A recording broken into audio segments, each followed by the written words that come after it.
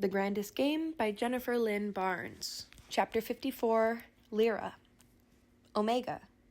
Lyra's voice went husky, but her body felt suddenly unnaturally calm. Grayson's hands were still on her neck. His forehead was still touching hers. Lyra didn't have to speak up to make sure he heard her next question. "Does that mean anything to you?" "No, it does not." Grayson pulled back from her just enough to turn his head without letting go. His gaze settled with military precision on Odette. "Does it mean anything to you, Miss Morales?" Lyra thought suddenly about notes on trees, about her father's names, about how small the suspect pool for that act really was. Thomas, Tommaso, Tomas. He'd been dead for 15 years. Who else on this island, besides Odette, was old enough to have known anything about him? Omega means the end. The old woman in question lifted 2 fingers to her forehead and crossed herself. "Yo soy el alfa y la omega, el principio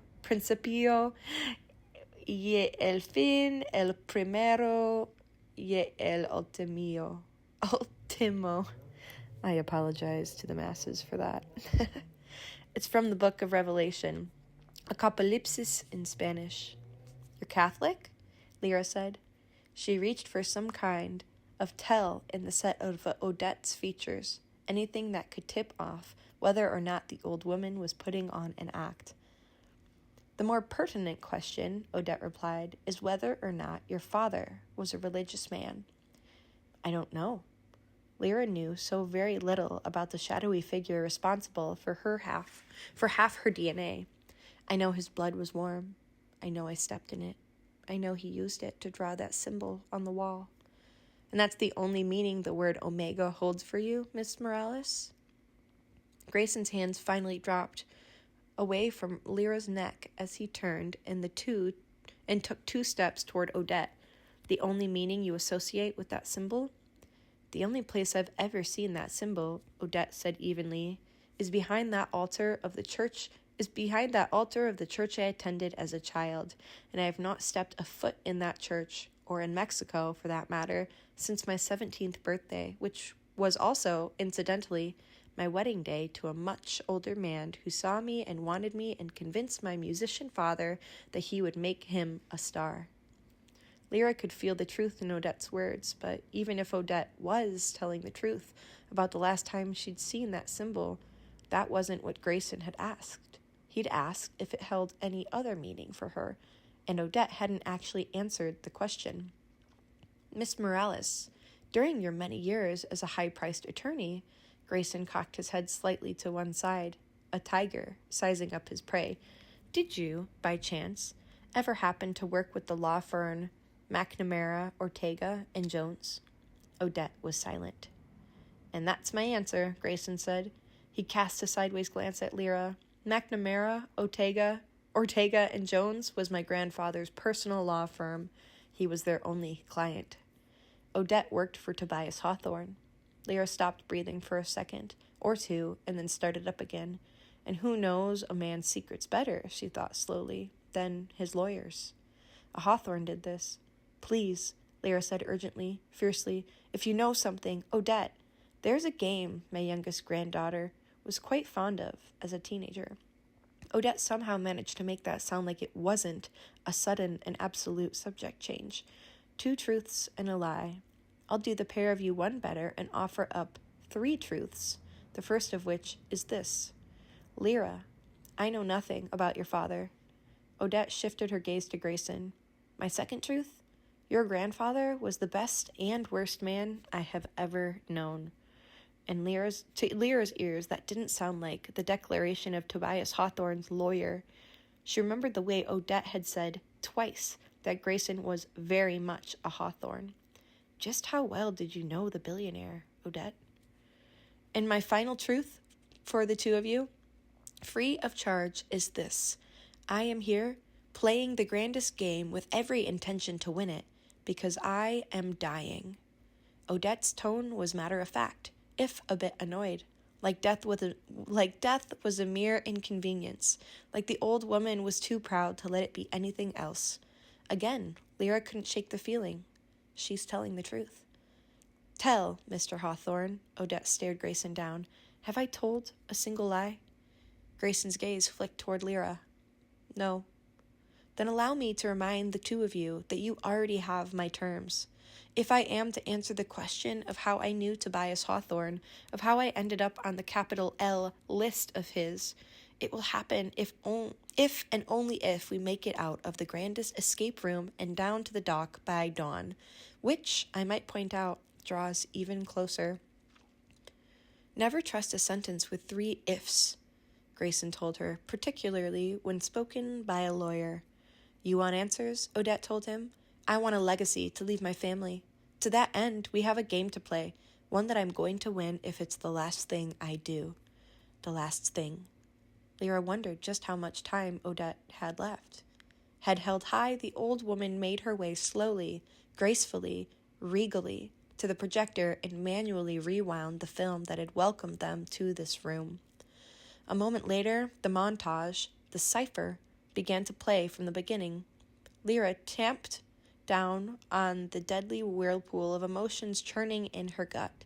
She lived with the suffocating weight of not knowing for years. For now, she needed to concentrate on solving this puzzle and any others that followed and getting down to the dock by dawn. For Miles' End, and for answers. Lyra crossed the room and paused the projector the moment the multiple-choice question appeared on the screen, studying the now familiar symbols of the correct answer. Correct was in quotes. Quote-unquote correct answer. I could have just said that.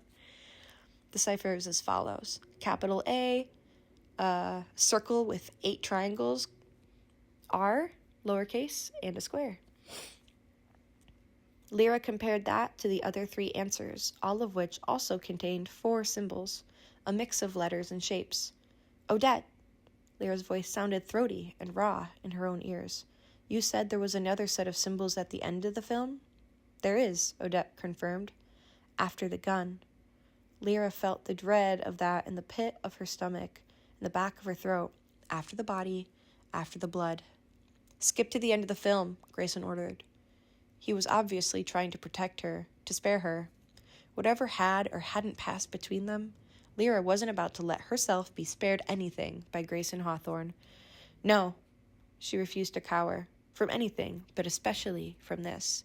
We need to watch the whole thing again. In a Hawthorne game, anything could matter. I am not weak. I can handle it.